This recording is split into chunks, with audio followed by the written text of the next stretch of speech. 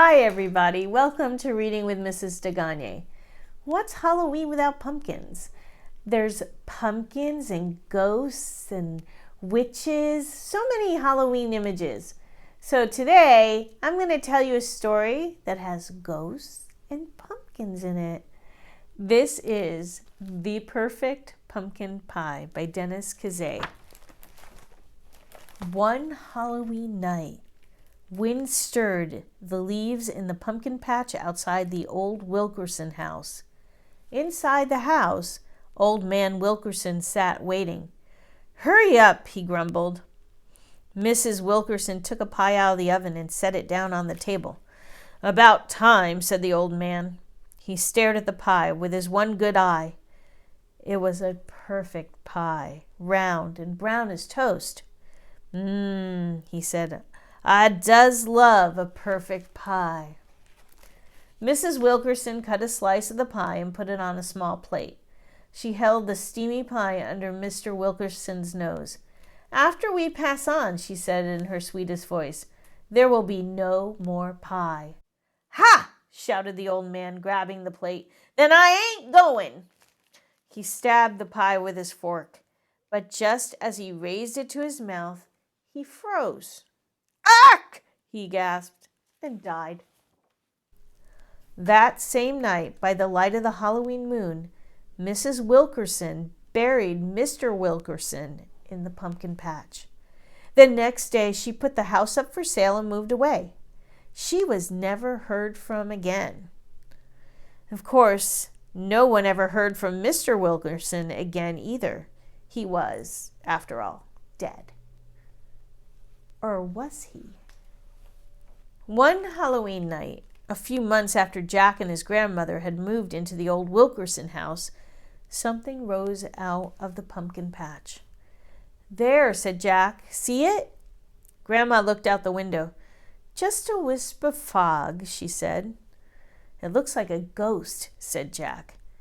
"Now it's in the apple orchard." Grandma took her pie off the windowsill and closed the window. "I think everyone loves a good pumpkin pie," she said. "It's coming this way," cried Jack. "Listen!" The porch steps creaked, and the screen door banged, and an icy wind filled the kitchen. "It is a ghost!" Jack gasped.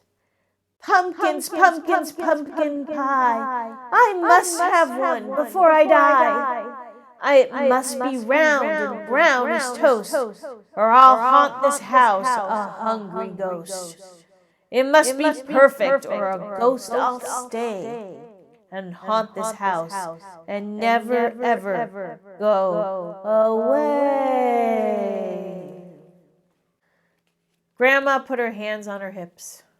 "Oh, stop all that moaning," she said to the ghost. "Sit down and have some pie." The ghost pointed at the pie. "That pie ain't perfect. It looks like paper mache. That pie's insulting to a pie gourmet. Why, if I was alive, I'd have a pie degree. I'd be a professor of pie with a Ph.P. I knows me pumpkins, so's you better comply and make me a perfect pumpkin pie." The ghost whirled and twirled through the kitchen. Pots fell from the cupboards. Dishes crashed to the floor. The screen door banged and the ghost vanished. Jack ran to the window. "He's gone." "He'll be back," said Grandma. "Aren't you afraid?" asked Jack. "Why?" said Grandma. "He's nothing but cold smoke. He's a ghostly fuss budget with an appetite for a good pie." "He didn't like your pie," said Jack. "Well, he better like the next one," said Grandma. "We'll show that old fuddy-duddy what a perfect pie is all about." "We'll make a fuddy-duddy pie," said Jack. "We'll show him." When the pie was baked, Grandma took it out of the oven and set it on the windowsill. "Look at that pie," she said. "It's round and brown as toast." Outside, a wisp of fog rose out of the pumpkin patch. "He's back," said Jack. "Listen." "Pumpkins, pumpkins, pumpkin pie. I must have one before I die. It must be round and brown as toast, or I'll haunt this house a hungry ghost. It must be perfect or a ghost I'll stay and haunt this house and never, ever go away. The porch steps creaked. The screen door banged and an icy wind filled the kitchen. "Don't you ever knock?" said Grandma, cutting the pie. "Sit down." He poked the pie. He smelled the pie. He tasted the pie. "No!" he moaned. "This pie ain't perfect. There's things a-missin'. Pay attention. Don't you listen. A pumpkin pie without whipped cream? It's enough to make a dead man scream. This pie is bland. It's underdone. Next time, please, more cinnamon." The ghost whirled and twirled through the kitchen. Pots fell from the cupboard. Dishes crashed to the floor. The screen door banged and the ghost vanished.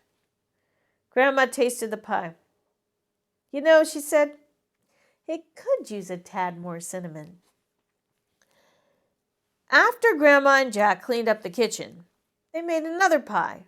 When the pie was baked, Grandma took it out of the oven and set it on the windowsill. Soon a wisp of fog rose out of the pumpkin patch. Pumpkin pie. I must have one before I die. It must be round and brown as... Yeah, said Grandma, opening the screen door. "We've heard it all before. Sit down and have some pie." The ghost sat down. He looked at Jack. He looked at Grandma. He looked at the pie.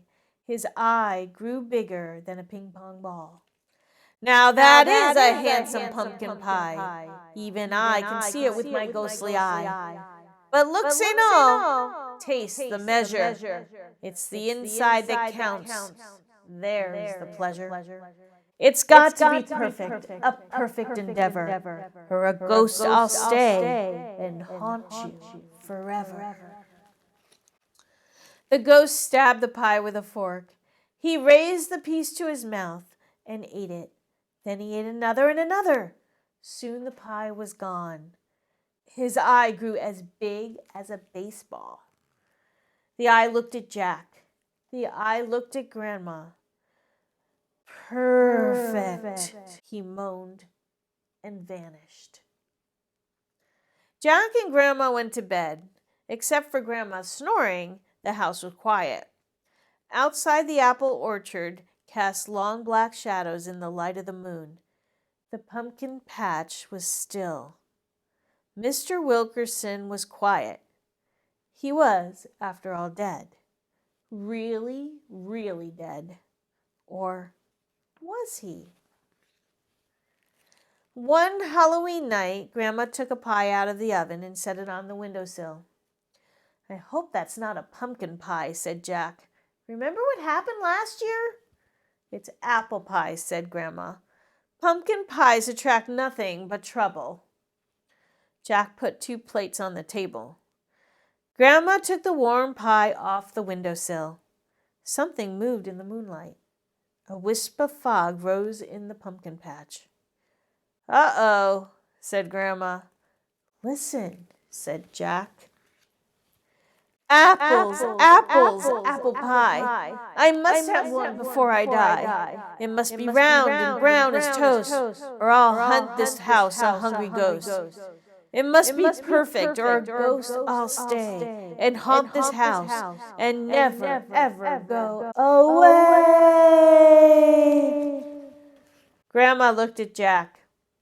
Jack looked at Grandma. "I'll set another plate," said Jack. I don't know if that story is too scary, but I find it kind of funny.